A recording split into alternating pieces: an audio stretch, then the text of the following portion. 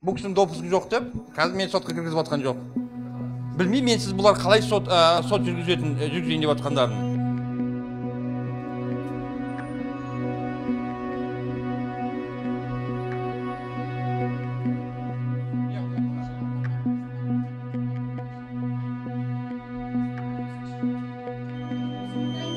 Неге хабар айтпайды алдын-ала? Әдейі істеп тұрған нәрсе ғой бұл деген. Бұл кісі деген өзінің әкесі білмесе онда кім жоқтайды қызды.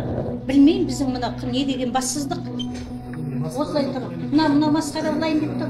Билік өзінің қылмысын жасыру керек қой.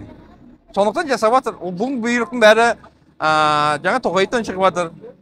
И военный прокурор, генпрокурор солардың бұйрығымен жасалып жатыр. Бұның қазір бәлем деген деп айтуын бесполезно, потому что бұның бұйрығы анау Тоқаевтан шығып жатыр.